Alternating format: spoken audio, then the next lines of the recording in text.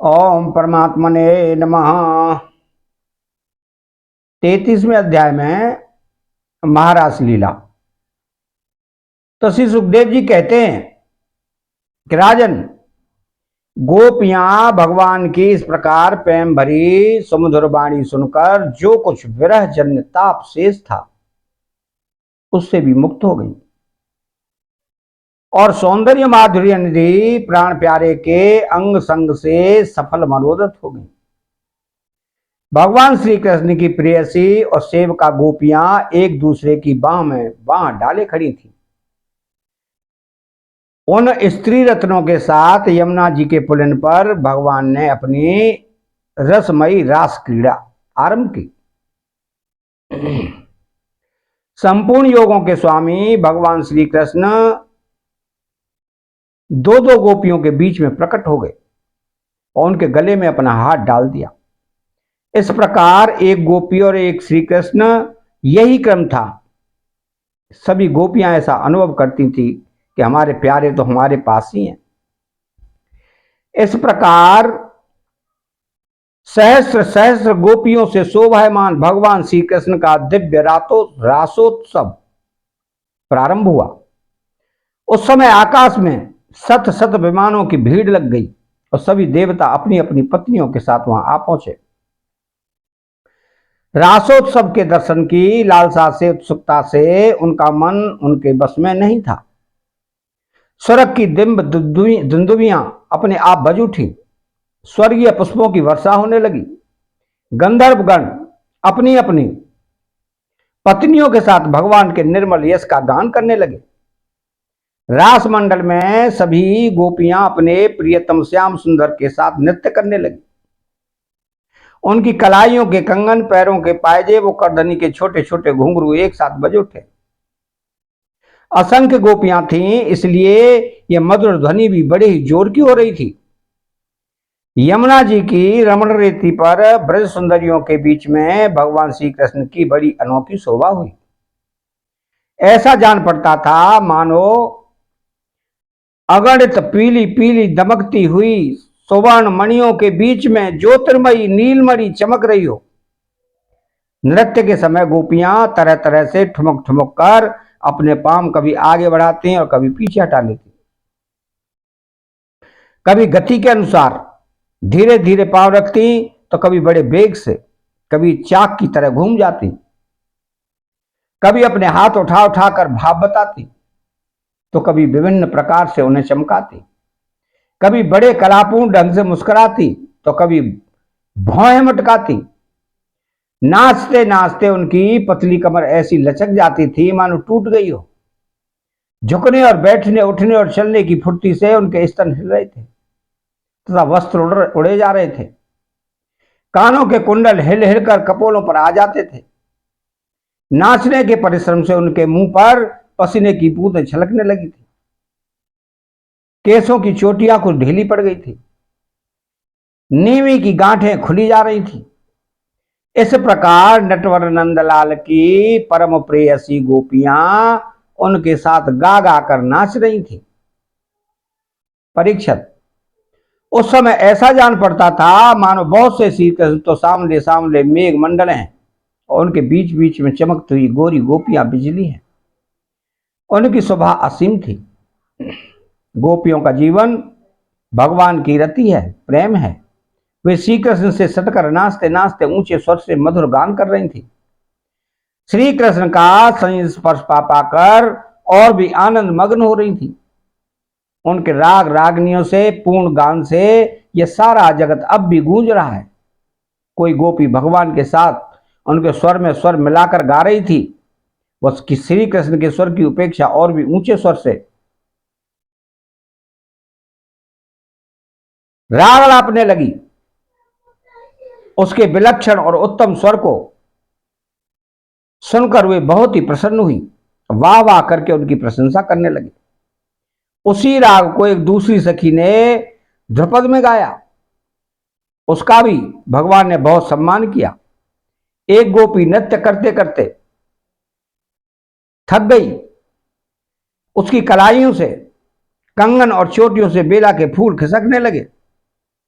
तब उसने अपने बगल में ही खड़े मुरली मनोहर श्याम सुंदर के कंधे को अपनी बांह से कसकर पकड़ लिया। भगवान श्री कृष्ण ने अपना एक हाथ दूसरी गोपी के कंधे पर रख रखा था। वह स्वभाव से तो कमल के समान सुगंध से युक्त था ही, उस पर बड़ा सुगंधित चंदन का लेप भी था। उसकी सुगंध से वह गोपी पुलकित हो गई, उसका रोम रोम खिल उठा। उसने झट से उन्हें चूम लिया। एक गोपी नृत्य कर रही थी, नाचने के कारण उसके कुंडल हिल रहे थे, उसकी छटा से उसके कपोल और भी चमक रहे थे। उसने अपने कपोलों को भगवान श्री कृष्ण के कपोल से सटा दिया और भगवान के उसके मुंह पे अपना चबाया हुआ पान दे दिया। कोई गोपी नूपुर करधनी के घुंघरुओं को झनकारती हुई नाच और गा रही थी। वह जब बहुत थक गई तब उसने अपने बगल में ही खड़े श्याम सुंदर के शीतल कर कमल को अपने दोनों स्तनों पर रख लिया। परीक्षित, गोपियों का सौभाग्य लक्ष्मी जी से भी बढ़कर है। लक्ष्मी जी के परम प्रियतम एकांत बल्लभ भगवान श्री कृष्ण को अपने परम प्रियतम के रूप में पाकर गोपियां गान करती हुई उनके साथ विहार करने लगी। भगवान श्री कृष्ण ने उनके गलों को अपने भुजपास में बांध रखा था। उस समय गोपियों की बड़ी अपूर्व शोभा थी। उनके कानों में कमल के कुंडल शोभायमान थे, घुंघराली अलके कपोलों पर लटक रही थी, पसीने की बूंदें छलकने से उनके मुख की छटा निराली ही हो गई थी। वे रास मंडल में भगवान श्री कृष्ण के साथ नृत्य कर रही थी। उनके कंगन और पायजेबों के बाजे बज रहे थे, भौरे उनके ताल सुर में अपना सुर मिलाकर गा रहे थे और उनके जूड़ों एवं चोटियों में गुथे हुए फूल गिरते जा रहे थे। परीक्षित, जैसे नन्हा सा शिशु निर्विकार भाव से अपनी परछाई के साथ खेलता है, वैसे ही रमा रमण भगवान श्री कृष्ण कभी उन्हें अपने हृदय से लगा लेते, कभी हाथ से उनका अंग स्पर्श करते, कभी प्रेम भरी तिरछी चितवन से उनकी ओर देखते, तो कभी लीला से उन्मुक्त हंसी हंसने लगते। इस प्रकार उन्होंने ब्रज सुंदरियों के साथ क्रीड़ा की, विहार किया। परीक्षित, भगवान के अंगों का स्पर्श प्राप्त करके गोपियों की इंद्रियां प्रेम और आनंद से बेहल हो गई। उनके केस बिखर गए, फूलों के हाथ टूट गए और गहने अस्त व्यस्त हो गए। वे अपने केस, वस्त्र और कंचुकी को भी पूर्णतया संभालने में असमर्थ हो गए। भगवान श्री कृष्ण की यह रासलीला देखकर स्वर्ग की देवांगनाएं भी मिलन की कामना से मोहित हो गई और समस्त तारों तथा महों के ग्रहों के साथ चंद्रमा चकित विस्मित हो गए। परीक्षित, यद्यपि भगवान आत्मा राम हैं, उन्हें अपने अतिरिक्त और किसी की भी आवश्यकता नहीं है, फिर भी उन्होंने जितनी गोपियां थी उतने ही रूप धारण किए और खेल खेल में उनके साथ इस प्रकार विहार किया। जब बहुत देर तक गान और नृत्य आदि विहार करने के कारण गोपियां थक गईं, तब करुणा में भगवान श्री कृष्ण ने बड़े प्रेम से स्वयं अपने सुखद करकमलों के द्वारा उनके मुंह पहुंचे। परीक्षित, भगवान के करकमल और नख स्पर्श से गोपियों को बड़ा आनंद हुआ। उन्होंने अपने उन कपोलों को सौंदर्य से, जिन पर सोने के कुंडल झिलमिला रहे थे और घुंघराली अलके लटक रही थी, तथा उस प्रेम भरी चितवन से जो सुधा से भी मीठी मुस्कान से उज्जवल हो रही थी, भगवान श्री कृष्ण का सम्मान किया और प्रभु की परम पवित्र लीलाओं का गान करने लगी।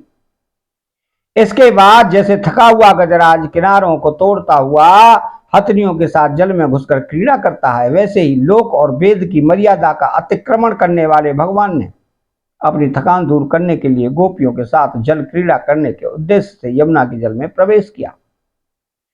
उस समय भगवान की बनमाला गोपियों के अंग की रगड़ से कुछ कुचल सी गई थी और उनके वक्षस्थल की केसर से वह रंग भी गई थी। उसके चारों ओर गुनगुनाते हुए भौरे उनके पीछे पीछे इस प्रकार चल रहे थे मानो गंधर्वराज उनकी कीर्ति का गान करते हुए पीछे पीछे चल रहे हों। परीक्षित, यमुना जल में गोपियों ने प्रेम भरी चितवन से भगवान की ओर देख देख कर तथा हंस हंस कर उन पर इधर उधर से जल की खूब बौछारें डाली। जल उलीच उलीच कर उन्हें खूब नहलाया। विमानों पर चढ़े हुए देवता पुष्पों की वर्षा करके उनकी स्तुति करने लगे। इस प्रकार यमुना जल में स्वयं आत्माराम भगवान श्री कृष्ण ने गजराज के समान जल विहार किया। इसके बाद भगवान श्री कृष्ण ब्रज युवतियों और भौरों की भीड़ से घिरे हुए यमुना तट के उपवन में गए। वह बड़ा ही रमणीय था। उसके चारों ओर जल और स्थल में बड़ी सुंदर सुगंध वाले फूल खिले हुए थे। उनकी सुवास लेकर मंद मंद वायु चल रही थी। उसमें भगवान इस प्रकार विचरण करने लगे जैसे मदमंत गजराज हथनियों के झुंड के साथ घूम रहा हो। परीक्षित, शरद की वह रात्रि जिसके रूप में अनेक रात्रियां पुंजीभूत हो गई थी, बहुत ही सुंदर थी। चारों ओर चंद्रमा की बड़ी सुंदर चांदनी छिटक रही थी। काव्यों में शरद ऋतु की जिन रस सामग्रियों का वर्णन मिलता है उन सभी से वह युक्त थी। उसमें भगवान श्री कृष्ण ने अपनी प्रेयसी गोपियों के साथ यमुना के पुलिन यमुना जी और उनके उपवन में विहार किया। यह बात स्मरण रखनी चाहिए कि भगवान सत्य संकल्प हैं। यह सब उनके चिन्मय संकल्प की ही चिन्मयी लीला है और उन्होंने उस लीला में काम भाव को, उसकी चेष्टाओं को तथा उसकी क्रियाओं को सर्वदा अपने अधीन कर रखा था और अपने आप में कैद कर रखा था। राजा परीक्षित ने पूछा कि भगवान श्री कृष्ण सारे जगत के एकमात्र स्वामी हैं। उन्होंने अपने अंश श्री बलराम जी के सहित पूर्ण रूप में अवतार ग्रहण किया था। उनके अवतार का उद्देश्य यह था कि धर्म की स्थापना हो और अधर्म का नाश।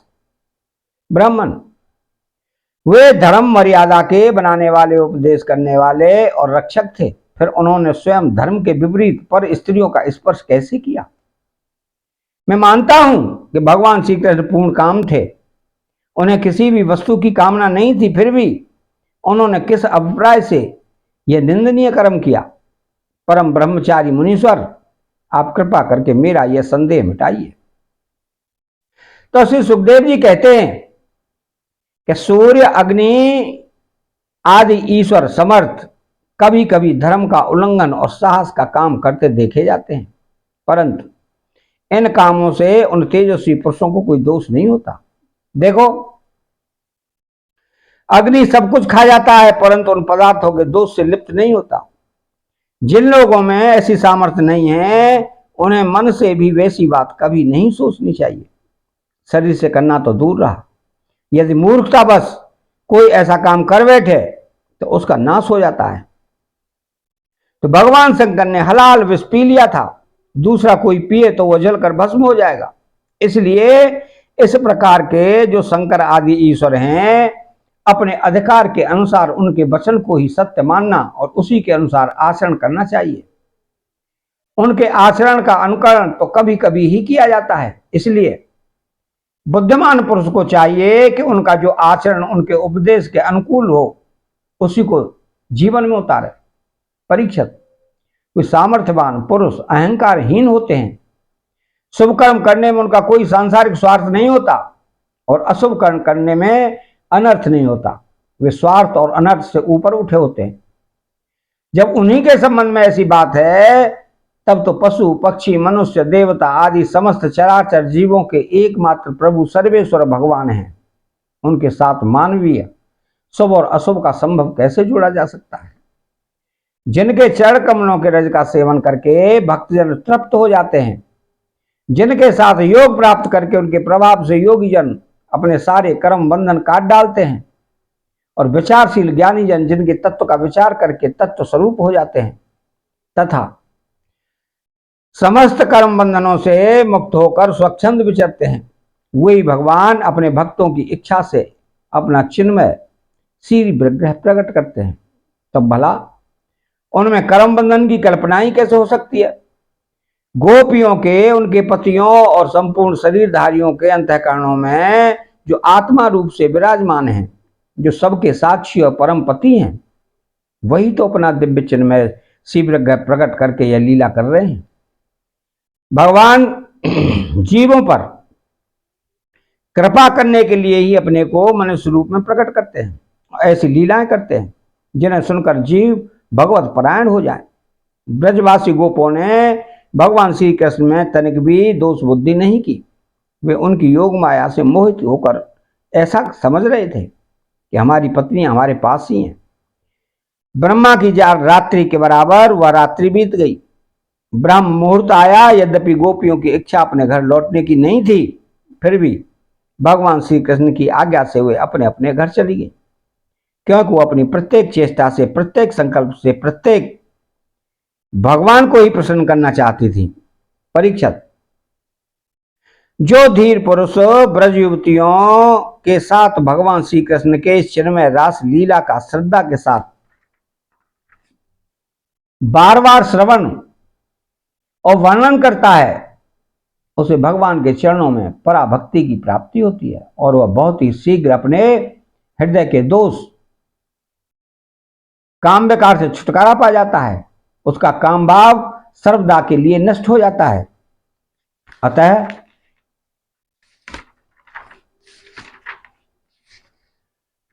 33वां अध्याय यहां समाप्त होता है। चैनल को सब्सक्राइब करें, बेल आइकन घंटी को दबाएं और कमेंट बॉक्स में श्री राधे कृष्ण लिखें। जय श्री कृष्ण।